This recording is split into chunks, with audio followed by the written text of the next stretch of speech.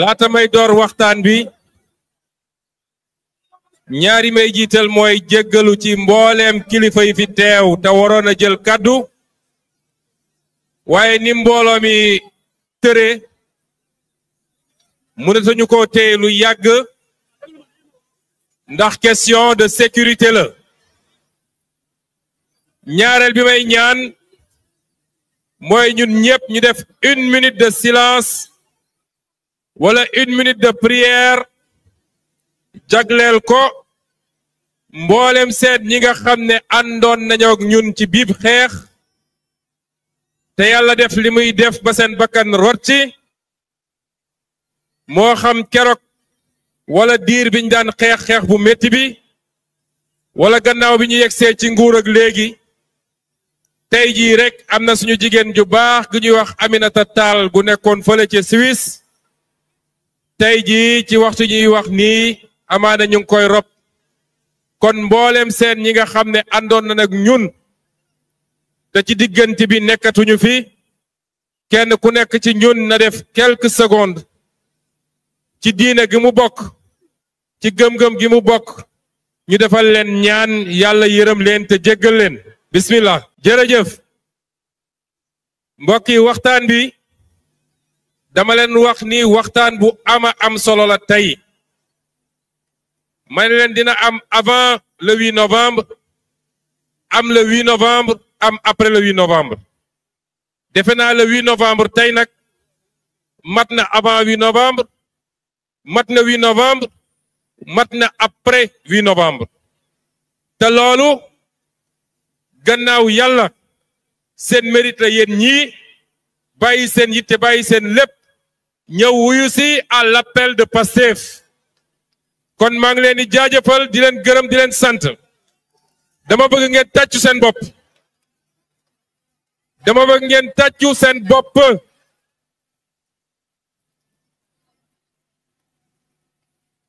li ngeen tàccu doyul de dama bëgg ngeen tàccu seen bopp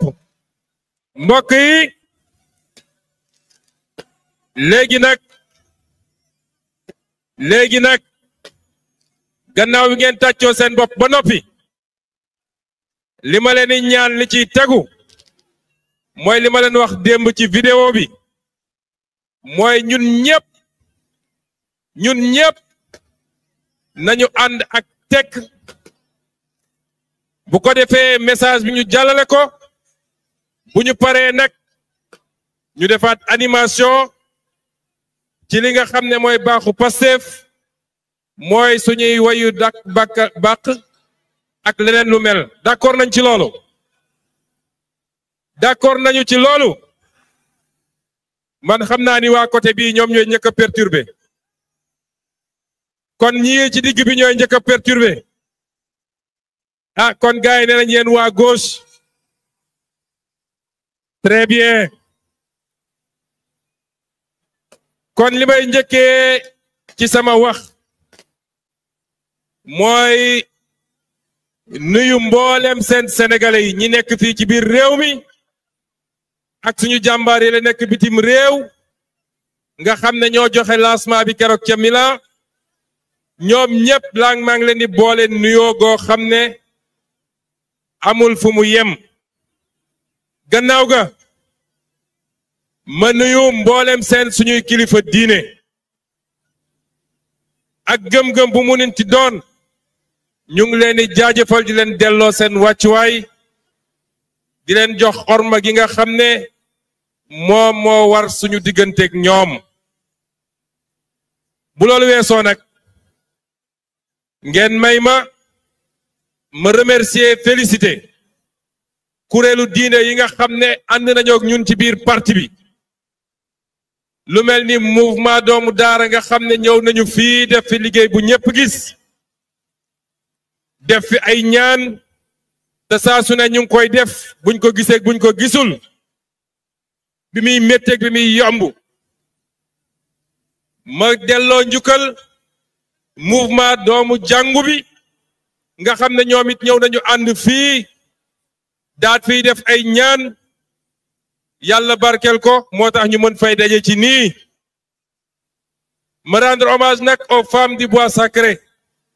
nga xam ne ñoom it yemuñu ci ñaan gi waaye bi xeex bi di métti yéen ñëpp gis ngeen fameux bouclage de ma résidence à Ziguinchor ñu taxawoon ci premier loge bi bokk ci xeex bi kon mboolem seen ñooñu ñëpp kenn ku nekk ci gëm-gëmam ñu ngi lay gërëm di la sant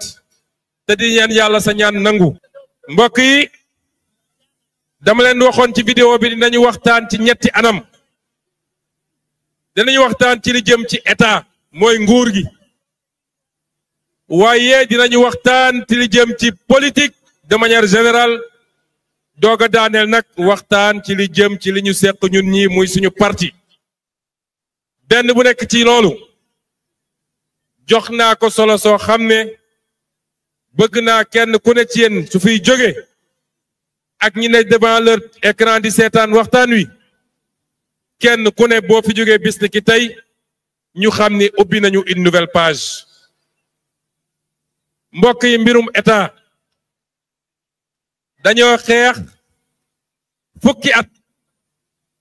muy fukki at yu métti ñu ànd ca gëm-gëm ak dogu ba ñuy door matuñu woon fukki nit ci ab néeg yàlla di doxal ñuy dem muy màgg di màgg ba tey mu weesu lii loolu nag li ñu ko may ilaa yawmi diin bu ñu ko fàtte xam ngeen lu ñu ko may dëgg ak dëggu li ñu wuteeleeg politiciens yii di lappi fële mooy dëgg ak dëggu kon ngalawaay bu àdduna dox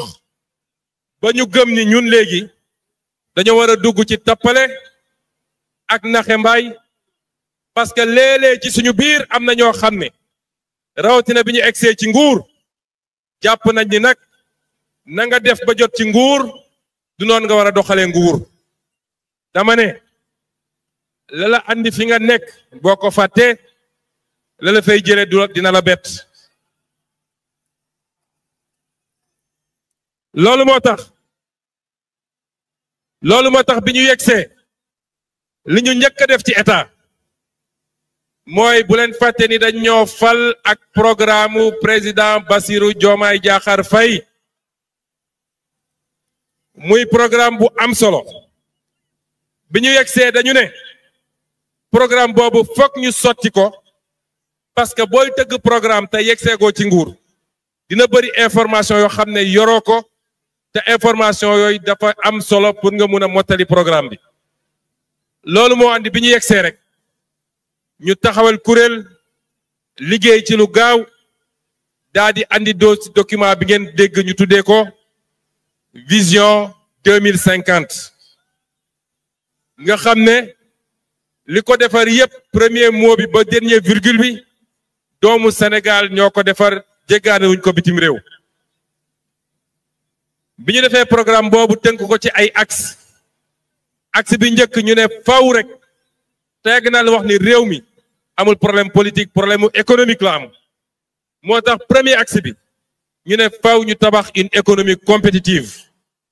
mooy fexe ba am koom gu dëgër ndax réew bu amul koom la ca des mënul dox bu amul koom social mënul dox bu amul koom culture mënul dox bu amul koom religion mënul dox bu amul koom sport mënul dox parce que loolu lépp koom moo ko téye réew bu la ëpp koom moo la gën a baax le loolu lépp Sénégal nag ba ñuy Sénégal ba léegi problème koom la ñu am mooy tabaxuñu koom goo xam ne koom gu dëgër la te koom gu dëgër mi nga commencé nga fexe ba sa mbay baax sa càmm baax sa napp baax waaye li la yàlla may ci ressource naturelle nga téye ko ci biir réew mi ñu transformé ko ci biir réew mi loolu mooy premier axe bi ñu ne ñaareelu axe bi mooy lan ñaareelu axe bi mooy koom li koy tabax mooy li ñuy tuddee capital humain mooy ay nit yu wér keng ba pare ñu former leen ba ñu am xam-xam ba ñu xarañ ñaareel bi mooy loolu ñetteel bi ñu ne mooy lan mooy aménagement et développement durable parce que am réew boo ko bëggee tabax benn mooy li ngay liggéey faw mu doon loo xam ne say sët ak sëtaat mun nañ ko fi fekk mooy nga sàmmanteeg lu ñu tuddee environnement boo sàmmanteeg environnement ba pare nga fexe ba réew mi développement bi ngay def waa réew mi yëpp mën koo yëg waaye mu bañ a doon développement boo xam ne ci benn gox la yem wala ci benn xeet la yem kon loolu li koy andi mooy ñu fexe ba équilibre am entre dëkku kaw gi li ñuy wax zone rurale ak dëkku taax yi waaye lépp nag ñu tënk ko ci li ñu tuddee les pôles de développement bi nga xam ne le ministre Balla Moussa mi ngi ciy liggéey ñu ne lan moo ci des nag troisième pilier bi mooy gouvernance et engagement africain lépp loo xam ne dafa jëm ci yorin gu sell ndax xam ngeen ni principal problème mu réew mi ci wàllu gouvernance mooy càccum alalu réew mi nga xam ne ku fi musa toog yaag say ñoj danga sàcc ba xamatoo loo def ñu ne loolu nag faaw ñu jëlee ko fi waaye teg ci leneen mooy ñun Sénégal duñu ab île dañoo bokk ci continent boo xam ne Afrique la tudd dem tar ci des ci Afrique demul dina jafe ñu ne kon suñu engagement africain il faut ñu renouveler ko il faut ñu renforcer ko loolu mooy le panafricanisme bi nga xam ne moom la ñuy woote waaye mbokk yi bi ñu defee lii ba noppi il fallait ñu xam fan lañu doore lan lañu fekk ci réew mi loolu mooy état des lieux bi ngeen dégg waaye bi ñu defee état lieu bi ba mu pare daaw laa njëkk a def conférence de presse ne leen nguur gi fi jóge dañoo waxul sénégalais yi dëgg nguur gi fi jóge dañoo dem lebal waaye jël li ëpp ci leb wala lu bari ci bor boobu nëbb ko ba feeñul ci suñu comptabilité publique feeñul ci suñu budget loolu amul lu ko gën a garaaw ci àdduna loolu haute trahison la xam ngeen li ñuy wax haute trahison parce que bàyyil nañ ñu fi situation boo xam ne ba suñuy sët ak suñuy sëtaat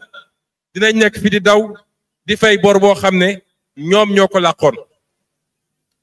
ñu ne kon nañu defar état des lieux bor bi tey nee nañu ëpp na 130% ci PIB mooy alalu réew mi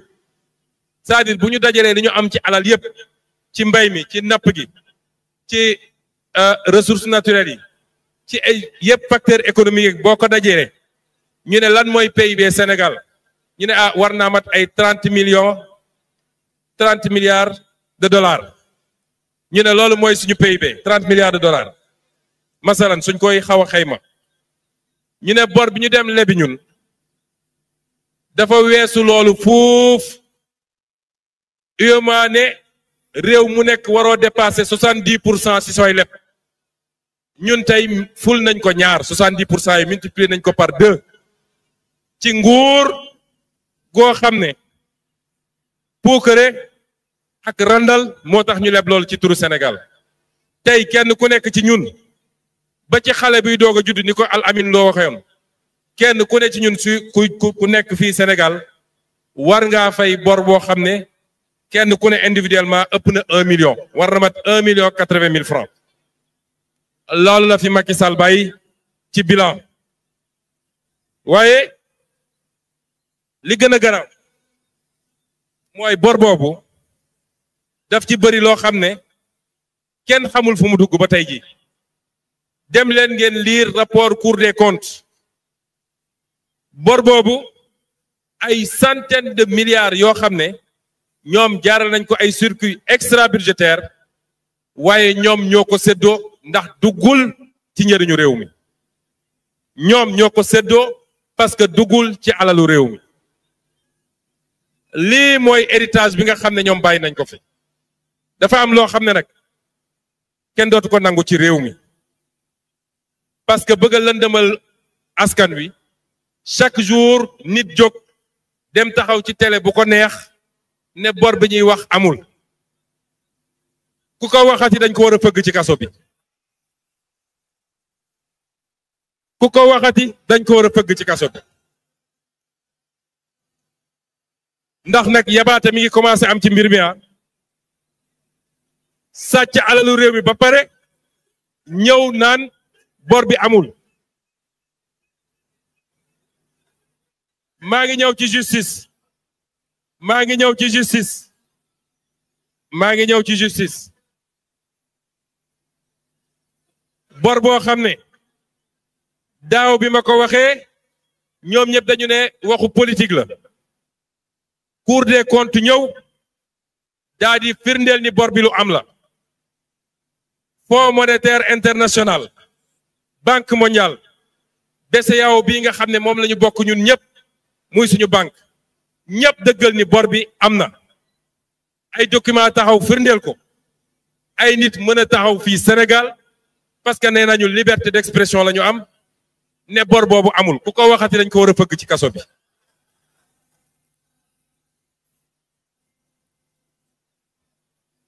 kon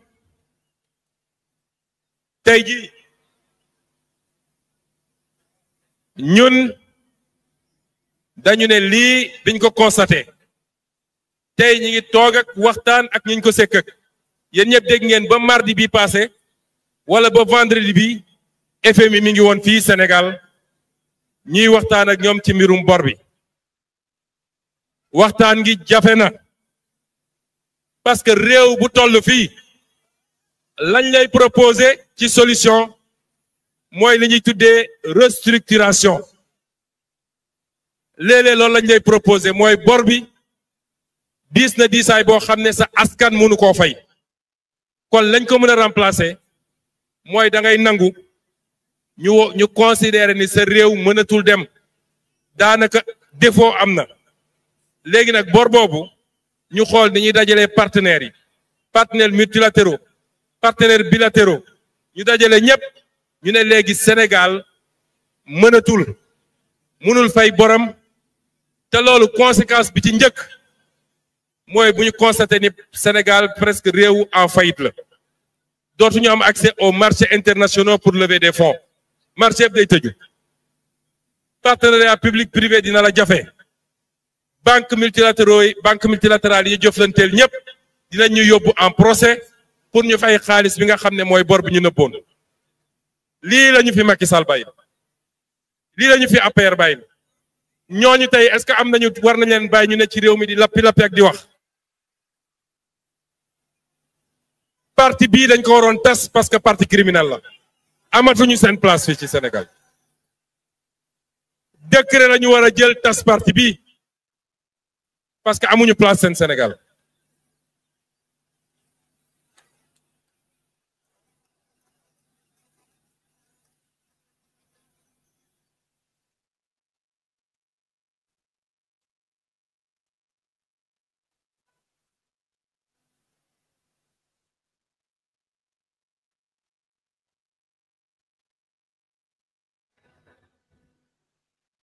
ndax parti bi ndax lii ngeen gis nii lii rek lañ doon xeex bi ñu nekk opposition lii moo tax ñu rey ay nit ñoom lii moo tax ñu torturer ay nit lii moo tax ñu tëj ay nit lii moo tax ñu yàq ay activité nit may rendre hommage encore aux victimes di leen fàtte ni le 28 novembre incha allah daje bi may organiser Grand Théâtre daje la boo xam ne victimes yi la ñuy waxtaanal ci li nga xam ne mooy li fi xewoon ak fi ñu jëm incha allah mbokk yi bi lii amee ñun la ñu waxtaan ak suñuy partenaire mooy bëgguñu restructuration parce que loolu gàcce Sénégal la donte ñoom ñoo ko def ñoom ñi fi jóge waaye loolu gàcce Sénégal la mooy ci kanamu adduna bi yépp nee nañu Sénégal c'est un mauvais élève bu lepp xaalis luubal ko mënu koo fay ñun nag li ñu leen wax mooy fii dëkku ngor la fii dëkku dignité la fii dëkku fierté la et que le peuple sénégalais sera à la hauteur le peuple sénégalais prendra ses responsabilités parce que nous avons accès au marché at ak genn wàll ngi nii jotuñu ci FMI jotuñu ci benn partenaire bilatéral bu tax ñuy wax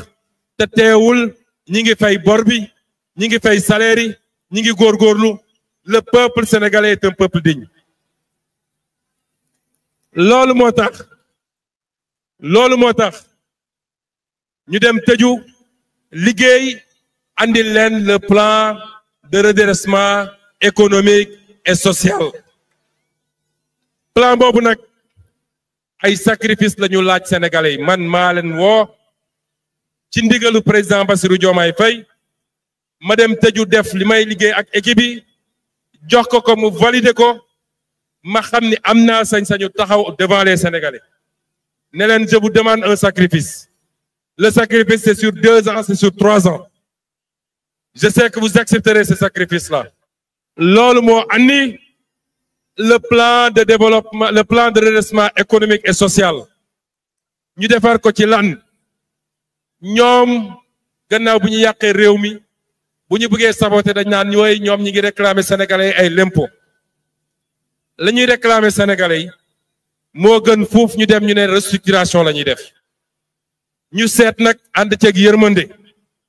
seet ay domaines yoo xam ne du domaines yoo xam ne domaines yu vital la ñun defuñu taxe ci ceeb bi defuñu ko ci diwlin bi defuñu ko ci suukar bi defuñu ko ci loyer yi defuñu ko ci courant bi defuñu ko ci ndox mi waaye ñu ne nañu seet loo xam ne du nécessité ci Sénégal ki koy def du nécessité si moom waaye ku dem xoos yàlla may la nga gañe ñu ne lool nga gañe nag xanaa di nga ci jox tuuti réew mi ñu mën a tabax ay hôpitaux mën a tabax ay jàkk ay yoon mën a tabax yóbbul nit ñi courant ci àll bi loolu mooy le plan de développement de redressement économique et social loolu fi ñu ko jiitee mooy yan sacrifice yan effort la ñuy def ci réduire le train de vie de l'État yàlla xam na ni budget 2026 bi man maa def arbitrage budgétaire bi dañoo dagg séminaire atelier voyage lépp laa dagg jënd ay oto jënd ay lii lu ci bëri loo xam ne defaguñ ko woon dañ koo dagg pour mën a def des efforts yoo xam ne ci état bi la jóge te état effort yooyu lu ñuy continuer la ndax dinañ taxawal benn comité boo xam ne comité des économies budgétaires la liggéeyam yépp mooy jël budget bi ligne par ligne di xool bépp dépense xam ne c'est pas nécessaire ñu dagg ko delloo ko ci effort bi nga xam ne moom la ñuy laaj am dinañu taxawal centrale d'achat boo xam ne lépp loo xam ne yàq la woon ci njëndum état dinañ ko mën a régler kon bëri na effort yoo xam ne tey lu ñu taxawal la ci mbirum état ba état bi la muy doxal mooy lépp strictement li nga xam ne ay soxlaam la ñu ne kon bu ñu defee loolu ba noppi mën nañu wëlbatiku ne dañuy demander waat ay effort yoo xam ne day jóge ci peuple bi mooy loolu ma leen wax bu dee laaj nañ ko ci PME beeg ñu demee noonu ñu ne am na loo xam ne ci transfert d'argent nañu xool luñ ci mën a jël as tuut ñu ne muqi mi tabac beeg yooyu naka lañ fay jëlee as tuut ak li nga xam ne mooy boisson alcoolisée bi sàngara bi nañu dagg la ñu war a dagg ak yeneen yi nu mel loolu buñ ko dajalee am nañu yaakaar ne ci ñetti at yi war nañu mun a mobiliser gën saa tuuti 6000 milliards yoo xam ne dina permettre ñu fatt buntu yooyu nga xam ne ñoom bàyyi nañ ko fi loolu mooy effort bi ñu leen laaj ci presse bi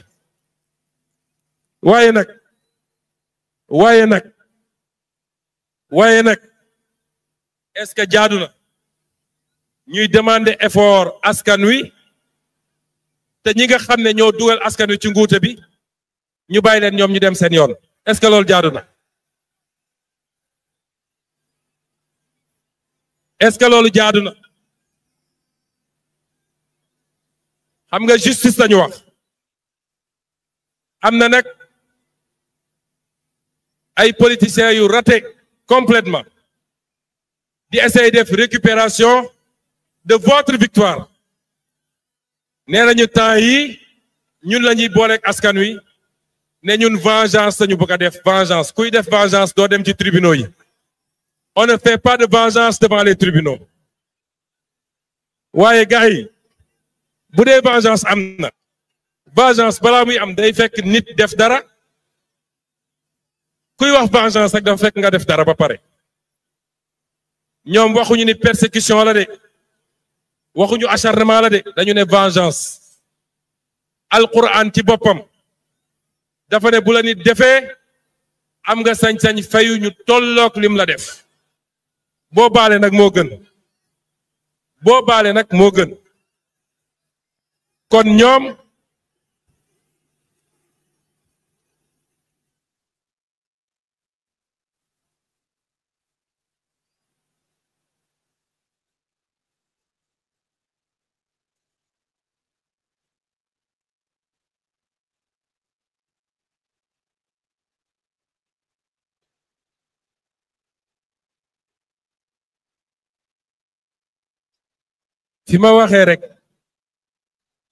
fi ma waxee rek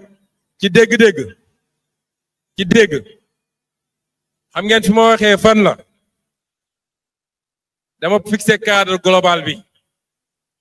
ñun fayantewuñu dañu ne justice dërëmu askan wi ku ko jël def ko naka sudul noonu ak ku faat bakkan fii ci biir askan wi ak yeneen yu ni mel faw rek justice jaar ak ñoom fi mu war a jaar ak ñoom man de bu loolu amul yéen ñëpp laay wax nag bu loolu amul bu kenn joxe dërëm ci presse bi bu kenn fay impôt bu kenn def dara bu loolu amul bu kenn joxe dërëm ci plan de redressement bi bu kenn fay l'impôt bu kenn sonn bu ñu woote ba ngeen uyu si parce que nag lii dafa yomba te buñ ko bàyyee nag mun naa ne wax ni suñu biir dina am ñoo xam ne dinañ def lu ni mel faaw rek ñu def justice ba nga xam ne ëllëg kenn dootul ñeme def lu mel nii justice boobu nag ay magistrat moomuñu ko la justice appartient au peuple sénégalais moo tax duñ ko bàyyee kenn duñ ko bàyyee ab magistrat mu toog ni mu foog ni ci bureau bi mu tëju moom dossier yi lu ko neex mu def ci duñ ko bàyyee ab avocat duñ ko bàyyee président de la république duñ ko bàyyee premier ministre la justice appartient au peuple xaalis bu ñu sàcc peuple bee ko moom et la justice se fera incha allah.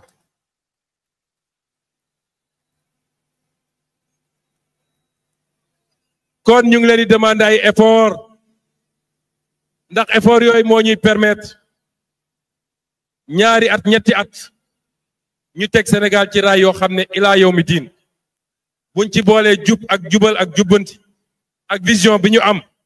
te loolu yéen a ko moom yéen ndaw ñi bu leen nangu kenn foqati loolu ci yéen a ko moom li fi xew bëri na tey diggante woon nañu ak yéen ba ñuy nekk ci opposition ne leen faw rek li nga xam ne alalu réew mi la te ñu joxe ko ci anam yu dul yoon ñu renégocier ko téye ko suñu loxo bi ñu toogee ba léegi bokk na ci li ma gën a yitteel ma ciy liggéey ak comité bi nekk primature di ci rendre compte président de la république te mun naa leen wax ni loolu waxtaan spécial bu may def la bu jotee ay milliards lañu delloosi ci loo xam ne ñoom joxe woon nañ ko ci anam gu dul yoon.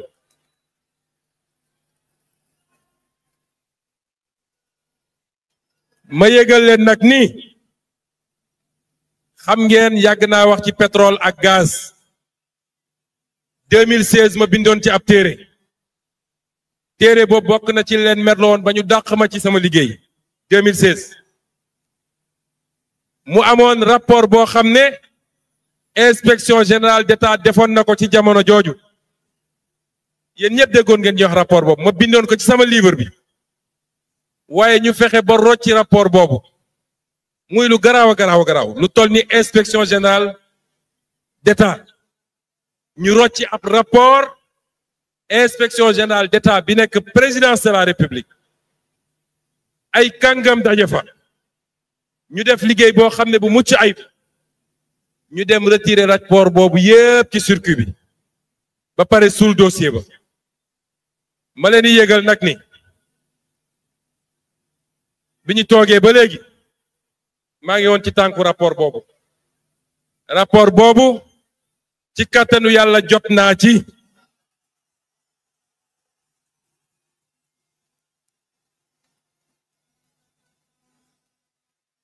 rapport boobu am na ñoo xam ne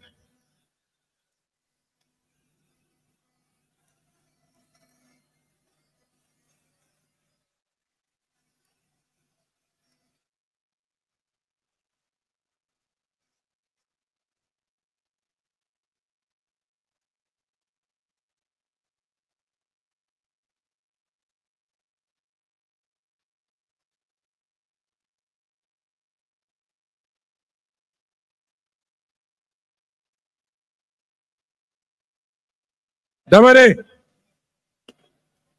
lii ma wax nii am na ñoo xam ne tey buñ ko déggee duñu nelaw fu ñu ne ndax rapport bi la ca ñu nekkoon ci nguuru président Abdoulaye Wade def wax na ko ba mu leer nañ waaye la ca waa nguuru Macky Sall def feeñal na ko ba mu leer nañ moo tax ma ne tey am na ñoo xam ne duñu nelaw ndax rapport bi wane na suñu pétrole ak suñu gaz nga xam ne wax naa leen ko depuis 2016 ay sénégalais yu bari wax ko ñu xeex ci rapport boobu wane na naka la ñu def ba sàcc suñu pétrole ak suñu gaz joxe ko ci anam goo xam ne du intérêt réew mi bind naa nag bi ma ko jotee bind naa président de la république jox ko benn copie ci rapport bi wax ko nag lañ ci war a def te dinañ ko def mooy faw rek justice def liggéeyam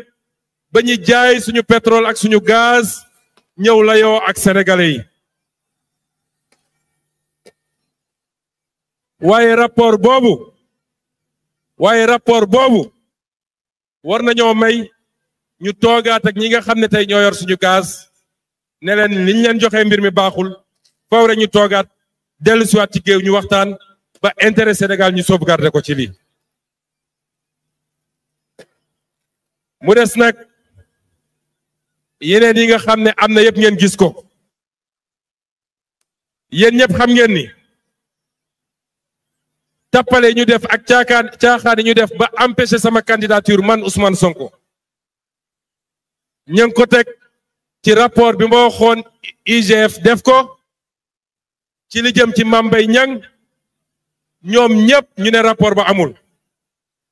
ki ñu jàpp démb def ko bracelet électronique ban rapport lañ ko jàppee rapport bii lañ ko jàppee yàlla du seetaan lu dul dëgg rapport boobu tey mi ngi ci table procureur du pôle financier mi ngi ci table le président du collège des juges d'instruction ci rapport boobu la ñu convoqué Pape Malick Ndour ci rapport boobu la ñuy wër Mame Mbaye Niang mi dem ràqatu ci Canada ñoo ne woon rapport boobu amul cour suprême conseil constitutionnel cour d'appel ñëpp daje def complot pour mu bañ a nekk candidat ne rapport ba amul te rapport boobu ci la ñuy tëjee ay nit tey lan moo gën a ruslu lii ci réew mu mel ni Sénégal lan moo gën a ruslu lii ci réew mu mel ni Sénégal te les mêmes ñoo fi toog ba léegi jàpp ni mun nañu wéyale seeni complot ak seeni tappale waaye bu ñu yaakaaree nañ leen ci seetaan loolu jeex na ci Sénégal kon ñun justice lañu wax tappalekat yi génn naan ay vengeance ak pardon lu ñuy pardonné lan la ñuy pardonné ñi ko wax ñëpp mooy ñoo xam ne démb ñi ngi taxawoon jàkkaarloo ñu diñu xeex tey ñu fat leen ci pouvoir ñu ne ñoom ñooy góorgóorlu pour nax président Bassirou pour ber ko ne ko bul topp Ousmane parce que Ousmane dafa bëri ay Ousmane vengeance sa bëgg Ousmane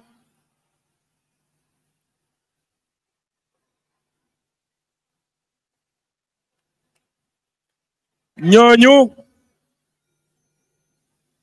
amuñu place suñu biir waruñu exercer responsabilité suñu biir ñooñu duñu waa Pastef ñooñu duñu patriote ñooñu duñu allié bu sincère am nañu ay alliés yu sincère ñi ngi fii toog ci bâche bi am nañu ay alliés lu loyaux ndax allié bu loyal du seet nooy tàqalee Sonko ak Diomaye kooku seytaane sax moo la tane ñooñu baaxuñu ci réew baaxuñu ci gouvernement te dañ leen ci génne bu soobee yàlla gis nga ñi gën a sonn ñi gën a sonn tey pour jouer à la division bu dee ñu ngi suñu biir ñaar ñi ci gën a sonn bokk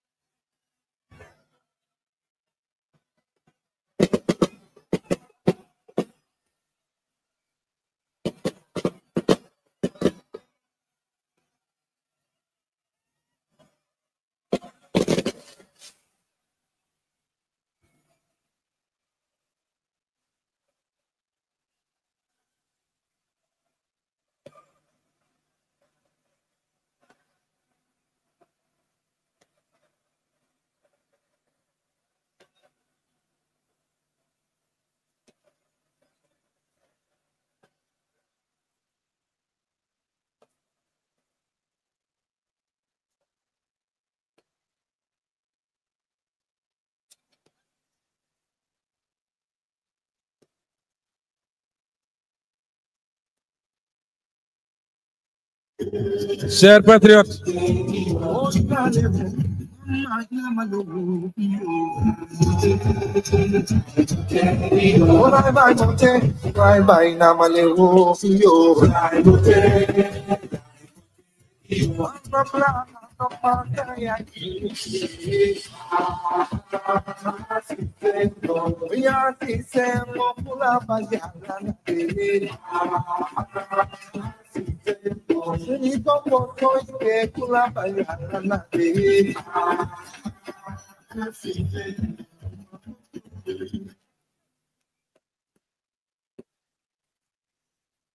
mbokki patriote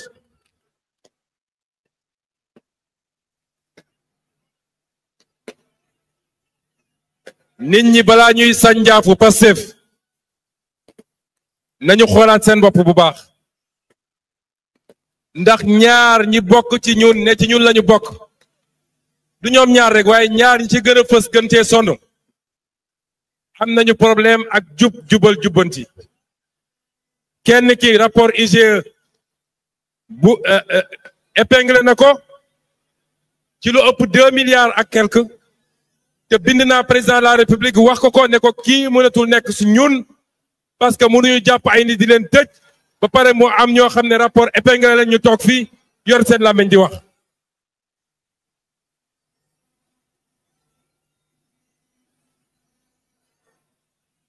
ka ca des dañ koo dénk ab ministère ma dox ba gis ay mbir yoo xam ne yu tey xel la gis ay njuuj njaaj ak ay pression ñuy def pour jàllale ay marché yoo xam ne yu surfacturé la ma ne kii duñ ko bàyyi ci ministère bi looloo tax ñu randal ko beneen ministère en attendant ñuy auditer li mu def looloo tax ñu génn seen làmmiñ di wax waaye léegi mu leer li ci kanam rawali bët ñun duñu ànd ak ku jubadi ak kuy randal ak koo xam ne dañ koo épinglé amuñu place suñu wet dinañ fi jóge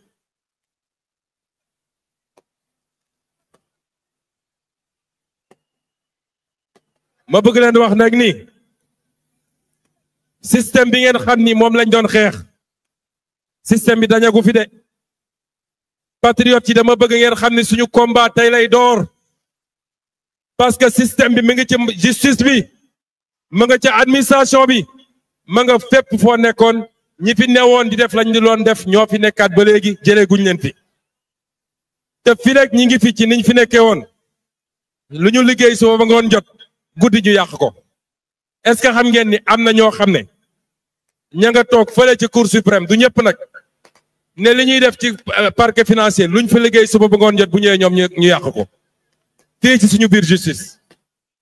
parce que jàpp nañ ni ils ont des comptes à régler avec Ousmane Sonko du nguur gi de seen problème yépp mooy Ousmane Sonko moo tax nag raxas dafa jot raxas dafa jot raxas dafa jot faw ñu raxas teg fi des gens compétents des gens sérieux des gens engagés parce que magistrat bu jub président de la république bu ko santee lu dul yoon danaan ko defuma ko waaye du tee liggéey bi mu war a def moom dina ko def teg ko ci yoon ñun loolu la ñu soxla ci réew mi ñi nga xam ne ñoo doon comploter contre des candidatures ñoom ñoo fi nekk ba léegi nag ngeen yaakaare justice changer dans ces conditions là raxas dafa jot faaw ñu raxas suñu bëggee changer réew mi su ma ñëwee nag ci li ñuy tuddee opposition ñun amuñu opposition lan moo fi opposition ñi war a opposé wu yëpp daw nañu génn réew mi démb dégg naa ci koo xam ne 12 ans nga diiti ci comme réew tey ñeme woo taxaw ci biir réew mi nekk fële def ay vocal di ko envoyé bu amee fit day def niñ doon def ñun dañoo toog ci réew mi opposé wu dañoo toog ci réew mi jàkkaarloog moom Sénégal réewu teranga la na ñibbisi dëkkul Maroc fii la dëkk Mermoz na ñibbisi waa Fatick namm nañ ko waa Sénégal namm nañ ko na takk fitam ñibbisi moo gën taxaw naan ay le régime a déçu les Sénégalais la seule personne qui a déçu les Sénégalais qui est à la tête d'un système de prévarication de corruption de détournement de deniers publics d'association de malfaiteurs la seule personne qui a déçu et qui a trahi le peuple sénégalais ma nga Maroc toog kon ñun amuñu opposition ay saagakat la ñu jël bàyyi leen ci réew mi di leen jox xaalis pour ñu saaga ak quelques organes de presse yoo xam ne ñooy relayer loolu moo fi am ne opposition amu fi élection locale mi ngi ñëw dans 1 an incha allah jaar nañoo ak ñoom ci présidentielle ñëwaat ci législatif élection locale 90% la ñuy am incha allah opposition amul fi ñoom ñi yàq réew mi mënatuñu muusa ki waane ba Sénégalais yi gëstu leen du la ñëw dañuy manifester tey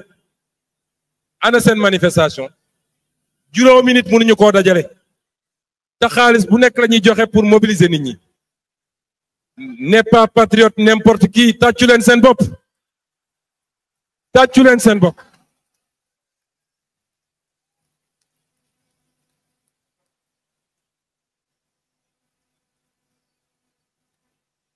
donc ñun opposition de fuyards la ñu am ñeeña nga Canada ñeeña nga États-Unis ñeeña nga Maroc ñeeña nga Émirats arabes kenn ci ñoom ñemul ñëw fii nee nañu ñooñu ñoo bëgg a jëlaat réew mi ñooñu ñun jaaxaluñ ñu le seul problème de Pastef ci Pastef la mën a nekk le seul problème de Pastef ci ñun ñii la mën a nekk du ma ci sori nag ndax du waxtaanu fii ba tax nag mu des coalition nee nañu dañoo ñëw au pouvoir avec une coalition ma fàttali leen lenn coalition bu baax coalition bu loyal du doon coalition rambaaj du woon coalition fumiste du doon coalition seytaane coalition bu baax nu muy ràbbee lay xool nu muy defaree waaye du doon du xool nu muy yàqee fii am nañ fay alliés yoo xam ne alliés yu baax lañu ñu ngi nii mënuma leen lim 2019 bi ñu génnee élection présidentielle ñu ngi amoon coalition bu tuddoon Jotna coalition boobu moo porté woon la candidature Sonko président yéen a ngi koy fàttaliku waaye bi ñu paree élection boobu bi ñu paree élection bi toog 2020 Macky Sall commencé di convoquer benn di essayer créer le vide autour de Pastef man maa jëloon sama responsabilité informer le bureau politique daal di def une déclaration publique ne Pastef bokkatul ci coalition booba est-ce que jàpp ngeen ni Pastef da war a génn ci coalition bi est-ce que jàpp ngeen ni Pastef dafa war a génn ci coalition bi est-ce que jàpp ngeen ni Pastef dafa war a génn ci coalition bi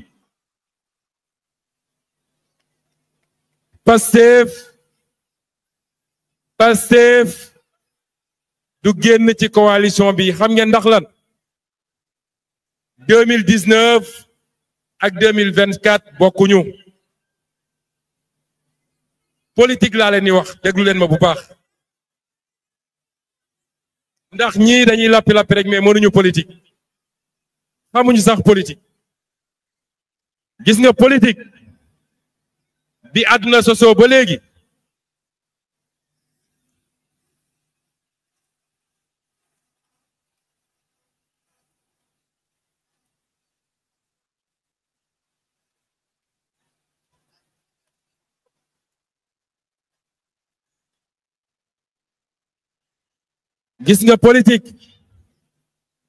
politique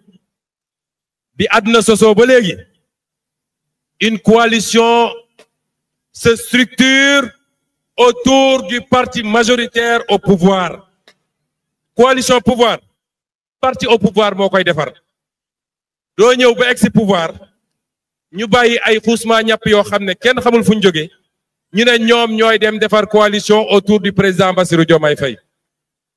La coalition sera structurée autour de Pastef les Patriotes. Ce sera une nouvelle coalition.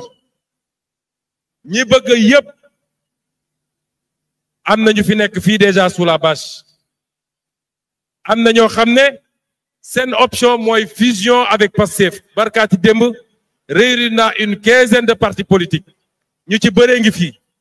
la ñu bëggoon sax mooy suñu ñëwee fii ci meeting bi. ñu annoncé ni ñoom fusionné nañu ak Pastef man maa leen ne nañ ko liggéey togg ko ba mu ñor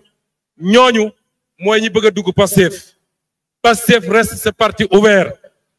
bépp sénégalais boo xam ne sa loxo set na nga bëgg réew mi am yéene ci ànd ak ñun ci jubal ak jubbanti moo xam citoyen ordinaire nga wala cadre nga intellectuel nga maire nga député nga ak képp ku mu munti doon tu as ta place dans ce grand parti ce formidable parti cette machine qui s'appelle Pastef les Patriotes.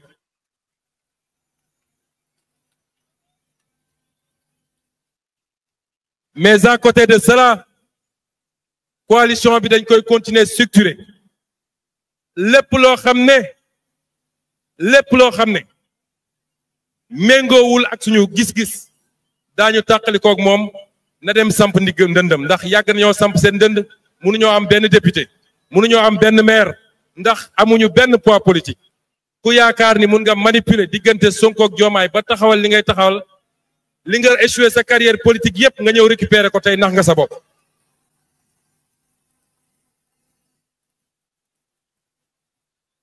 ta coalition boobu ma ngay fonctionner sous le leadership éclairé de kiñ ko dénk muy coordonnatrice bi muy la présidente Aïssatou Mbodj qui est la seule présidente la seule coordonnatrice de cette coalition y en a pas une autre dégg naa rek ñuy ruumandaat ne am na benn dame buñ ko bëgg a jox kooku mënul nekk suñu présidente coalition Aïda Mbodj est la seule coordonnatrice de cette coalition et Pastef est le parti majoritaire de cette coalition. ku bëgg a créer leneen nag ku bëgg a créer leneen géew politique baa ngi nii demal nga créer ko.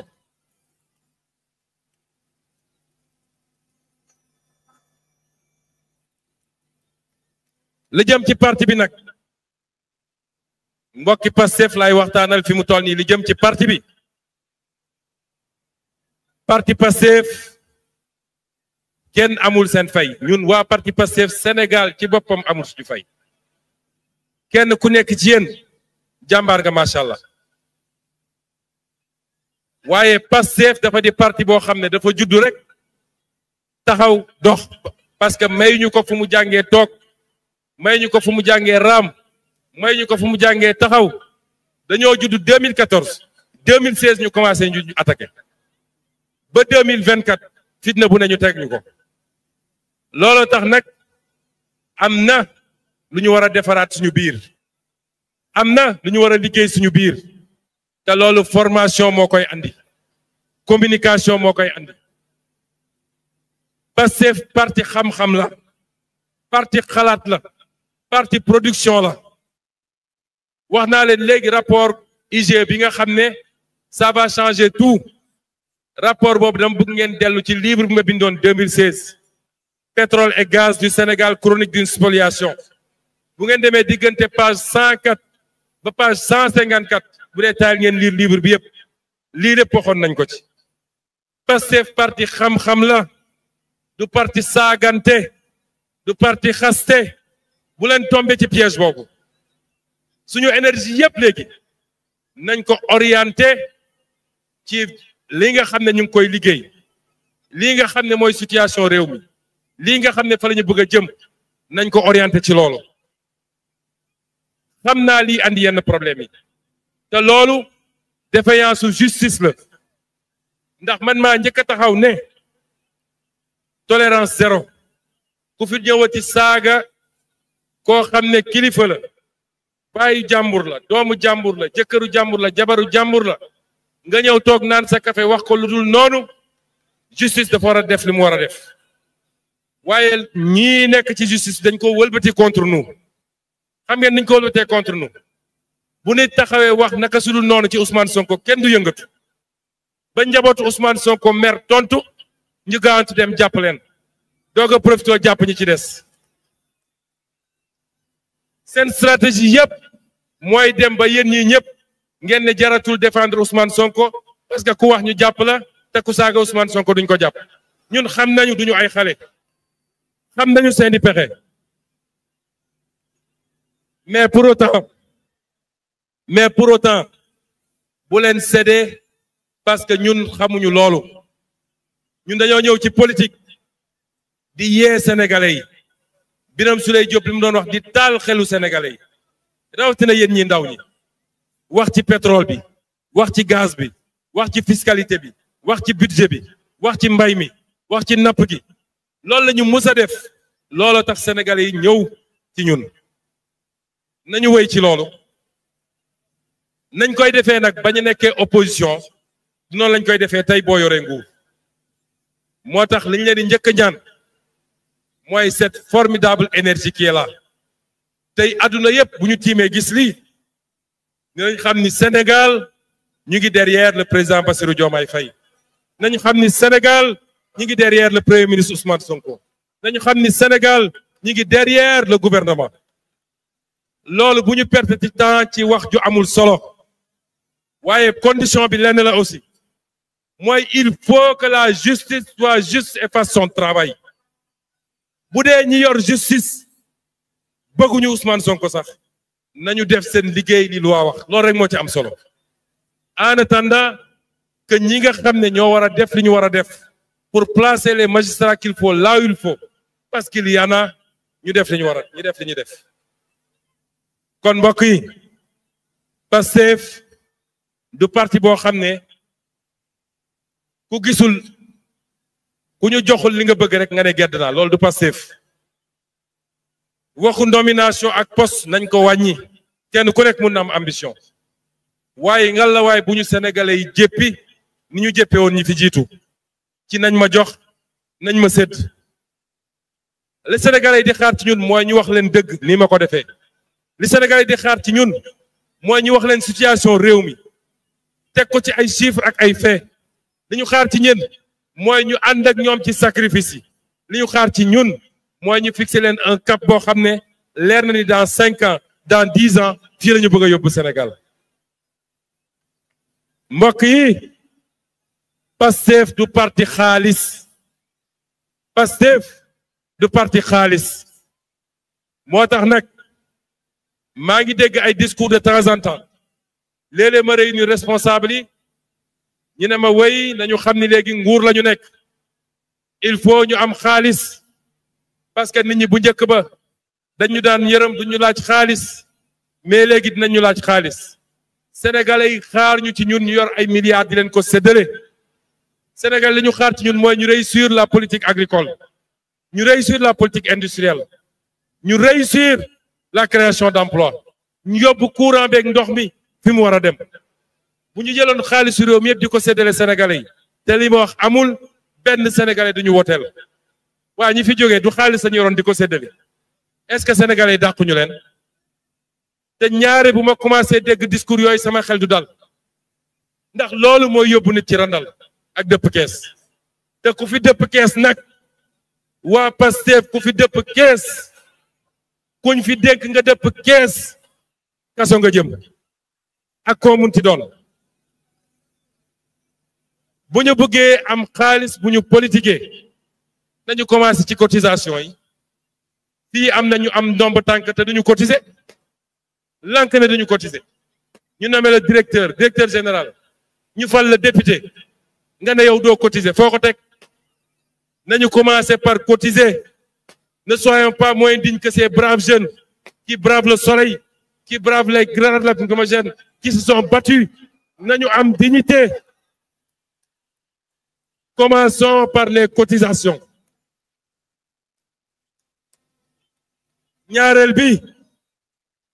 ñaareel bi les Sénégalais de bonne volonté ndax yoon may na Sénégalais bu nekk bu dee am nga nationalité sénégalaise boo buggee cotiser nga ñëw cotiser boo buggee joxe sa participation nga joxe meeting bii rek ay Sénégalais joxe nañu ay participation yoo xam ne ñii 5 millions ñii 10 millions ñii 20 millions te ñun laajuñu leen ko loolu lu dagan la suñu constitution may na ko la loi de 84 may na ko nañu dajale loolu mais alalu askan wi ba ko fa la tudd nañ ko delloo fi ñu war a dem santuñu kenn nga naan damaa bëgg am base politique di daji keesu état bi naan maa ngi dem politique yi santuñu ko kenn loolu du Pastef kon ñii ñuy poursuivre actuellement nga xam ne politique moo taxoon ñuy daji keesu réew mi te koo gis mu daji keesu réew mi bu dee 1000 la jël 500 yi lay politiquer 500 yi mu yóbbu ko ci ay banques étrangères ne xaar ma préparer sama avenir loolu dina fi jeex ci réew mi il faut qu'on neutralise le pouvoir de l'argent sale en politique la politique est noble la politique c'est convaincre par les idées c'est convaincre par le comportement c'est convaincre par la droiture et l'intégrité mais c'est pas sàcc xaalis réew mi di ko dem distribuer nit ñi kon ñun waa Pastef nañu génn ci yooyu amul kenn koo xam ne fiñ la fal am nga fi loo xam ne mun nga defee loolu amul ñi ëpp salaire ay 4 millions la ñu am ay 4 millions 500 boo ci dundee normalement solu ci normalement jàppale ci say mbokk amoo fi ay milliards yoo génne di ko dem distribuer ji nañu waxante dëgg te xeetu politique boobu dafa war a jeex ci adduna bi dafa war a jeex fii ci Sénégal nañu démystifier l'argent mbokk yi xaalis du dara moo tax ñoom suñuy intoxiqué dégg naa leen ñuy wax ay fonds politique ak fonds secret ku ci am fit na dem taxaw ci télé ku ci am fit na dem taxaw ci télé ne premier ministre Ousmane Sonko man diw sangam maa ne premier ministre Ousmane Sonko am na fonds politique 9 milliards ku ci am fit na ko dem def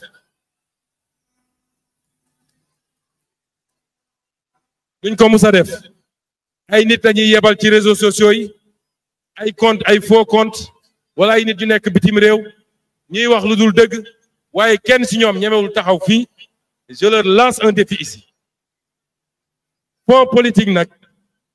wala fonds secret ak nuñ ko mën a tuddee ñun ñoo jëloon engagement bi gor nag ca wax ja gor ca wax ja lan la ñu waxoon nag fonds politique yi dem leen ngeen liiraat programme candidat Bassirou Diomaye Diakhar Faye lan la ñu wax ci fonds politique yi ma liiral leen ko ndax fonds politique yi ñu ngi ci wax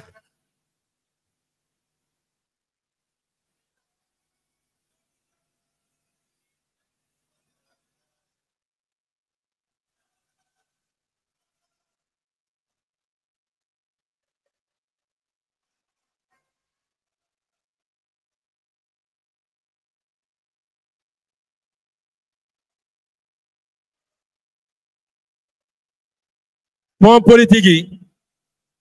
ma lii na leen rek lan la ñu waxoon ci fonds politique yi parce que ñun waxuñoo ak ñoom ñun peuple sénégalais la ñuy waxal te man jomm naa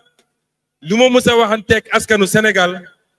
mu mën a tasawaat ak askanu ñu ne waxoo woon dëgg lan la ñu waxoon ci fonds politique yi te lii mooy li nekkoon ci programme Sonko président en 2019 noonu lañ ko jëlaatee textuellement dugal ko ci programme Diomaye 2024 ñu ne woon nous supprimerons les fonds dits politiques et les remplacerons par les fonds spéciaux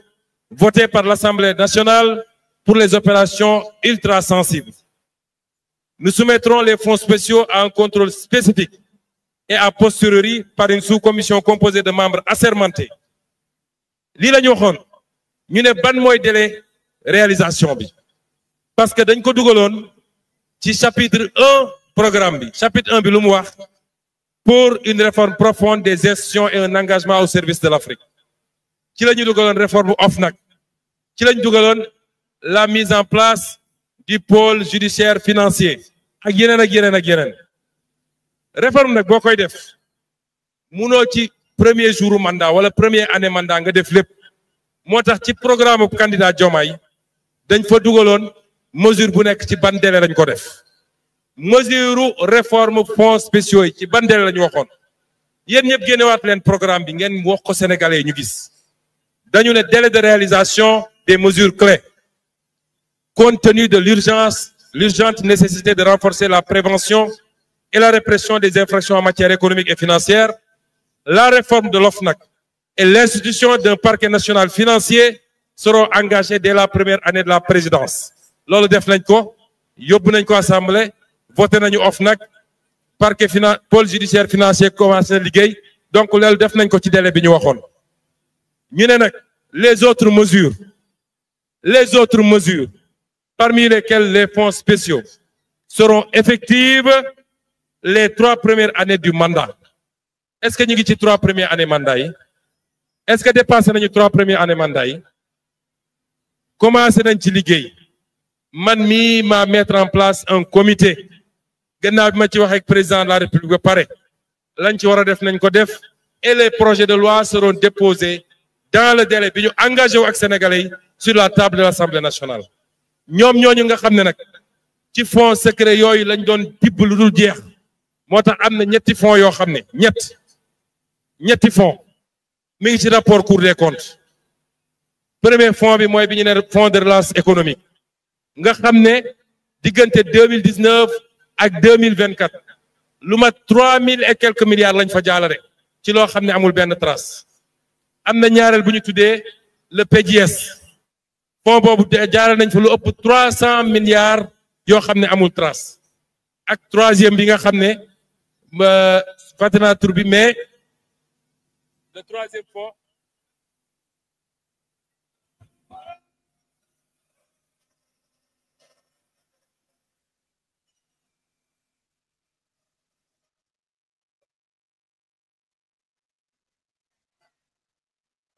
donc ma ne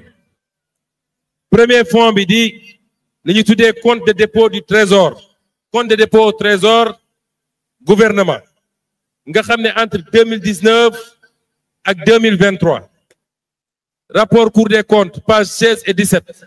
nee na jàllale nañ fa 1343 milliards la ñu jaarale ci compte boobu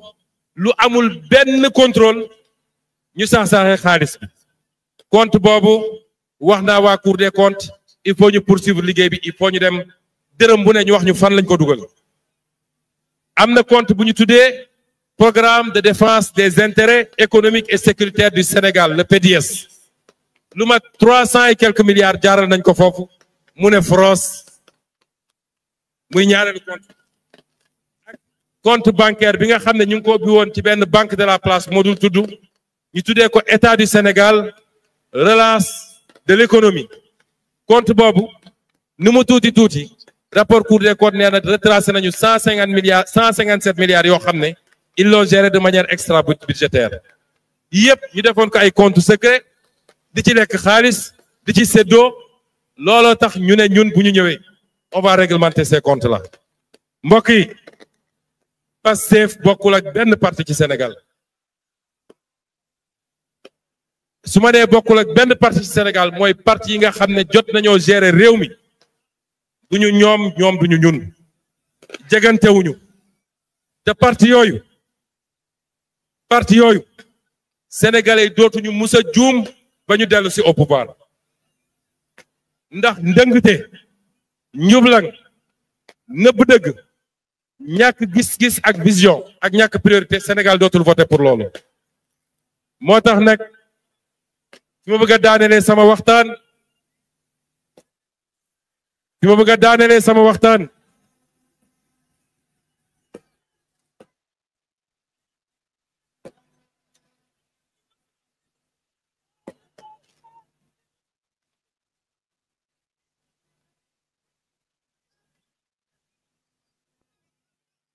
daanelee sama waxtaan nit ñi yàqkat yi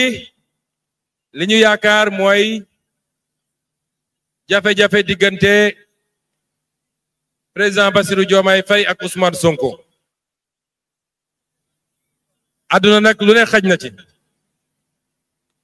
waaye luy yàq du jóge ci man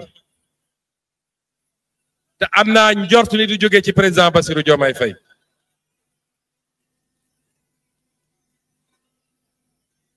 président Bassirou Diomaye bi ma koy proposer candidat dama leen ne maak moom bëri na lu ñu méngoo ak lu ñu bokk gis-gis am na it yoo xam ne bokkuñu gis-gis moom bi may tabb premier ministre daf leen ne bëri na lu ñu bokk gis-gis waaye am na yu ñu bokkul gis-gis kon loolu xam na ko ma xam ko te terewul ñuy ànd depuis kenn xamul kañ la loolu mooy suñu doole président Bassirou Diomaye bi ma paree syndicalisme ay nit ñëw gis ma ne dañoo bëgg a def parti politique may leen man duma mus a def politique ndax dafa salte ñu dellu si wax wan ma ay texte ma liir ko xool réew mi ni muy doxee ma ne bu dee ñun ñi ñëpp nga xam ne ñu ngi liggéey ci état jiital ci njub ak professionnalisme bu dee ñun ñëpp ak ñi ne privé te am même qualité yi ñi ne sur l'international te am même qualité yi su ñëpp ne ñun duñu def politique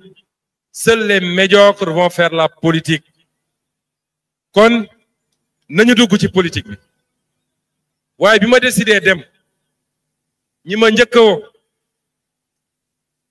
monsieur le ministre Birame Souleye Diop monsieur le maire Jamil Sané madame la questeure Aïcha Touré monsieur le président de la République Bassirou Diomaye Diakhar Faye ak ñeneen Matar Sène moom bokk na ci ñëw woo ma ñoom ñoo ma xëcc ñooñ laa njëkk a woo ne leen man de defe naa damay dugg ci politique waaye gis naa ci yéen lu ma doy su ma sañoon ngeen ñëw ñu ànd dugg ci politique président Bassirou Diomaye Faye ci parti bi la xamee politique man mii ci parti bi laa xamee politique ci parti bi la ñu màggee moo ñu tette lu ñu xam ci politique parti bi la amul leneen lu dul Pastef les patriotes en 10 ans de combat fal na fi ay maire te bu soobee yàlla 2026 ñu def razzia ci maire yi incha allah en 10 ans au pouvoir Pastef les patriotes fal na fi ay député en 10 ans au pouvoir Pastef les patriotes fal na fi président de la République en 10 ans au pouvoir Pastef les patriotes am na une majorité confortable à l'Assemblée nationale pour gouverner léegi nag xam nga politique ku koy def na nga ñaan yàlla may la gis-gis est-ce que xam ngeen li tax ma bañoon ni majorité Assemblée nationale duma ko séddoog ay alliés est-ce que xam ngeen lu tax alliés yooyu malheureusement soo jëlee décision yu mel noonu dina am ay alliés yoo xam ne alliés yu baax la te da nga leen di mettre un peu à l'écart waaye li ma ci doon bañ mooy tey bu ma jëloon yenn alliés yi ngeen di dégg dugal leen ci ñu bokk ci majorité bi kon tey ñi nga nekk assemblée nationale di xool naka la ñuy suuxate naka la ñuy gàllankoore naka la ñuy affaiblir Pastef a les moyens de gouverner confortablement président Bassirou Diomaye Faye soxlawul ay aventuriers de la 25e heure pour gouverner le peuple nous a tout donné tout kon na dellu si ci parti bi sës ci parti bi ànd ak alliés yi nga xam ne c'est les alliés loyaux et fidèles doy nañu sëkk pour ñu def 50 ans au pouvoir fii doy nañu sëkk pour ñu def 50 ans au pouvoir fii kon message boobu lañ koy lancé gàllankoor moo tax teewul fii tey waaye mënoon na fi teew te fii ak prochain ndaje bu soobee yàlla moom moo koy ñëw ubbi ñu jox ko 30 minutes mu jàkkaarloo ngeen waxtaan ak yéen bu loolu weesoo ñu libéré ko parce que fonction mayetu ko mu jël ay responsabilités politiques loolu la ñuy wax ci biir parti bi di leen ñaax nag ngeen dem bindu ci liste électorale yi dem leen bindu ci liste électorale yi ndax fi mel ni Touba Mbacké rek Touba Mbacké gii rek bu jeunes yi demoon bindu man léeg-léeg damay ragal dem Touba Mbacké ndax xam naa fi ma toll waa Touba dama koy ragal sax léeg-léeg noonu la amee fépp ci Sénégal nag noonu la amee fépp ci Sénégal su ma demee ziyaare Kaolack gis ngeen ni muy mel su ma demee ziyaare Tivaouane gis ngeen ni muy mel léegi sax damay ragal ziyaara religieux yi parce que su ma demee léeg-léeg dañ naan dafa ñëw fii soppi ko meeting ndaw ñooñu nag dama jël misaalu Touba nee nañ 400 000 électeurs la ndawal Touba bu ñu inscrire woon ñoom ñëpp rek Touba am 800 000 électeurs bu ñu inscrire woon rek Touba am 800 000 électeurs kon dem leen ngeen inscrire parce que la révolution est en marche malgré les difficultés de début de pouvoir et cette révolution va changer radicalement le Sénégal cette révolution va nous conduire fi nga xam ne moo ñu manqué woon depuis 65 ans cette révolution elle est la vôtre vous la jeunesse du Sénégal elle est la vôtre vous les femmes elle est la vôtre vous les agriculteurs vous les pêcheurs vous les transporteurs bref c'est la révolution du Sénégal pour les Sénégalais par les Sénégalais nous allons lever tous les défis ensemble maa ngi leen di gërëm di leen sant di leen souhaiter un bon retour chez vous asalaamaaleykum wa rahmatullah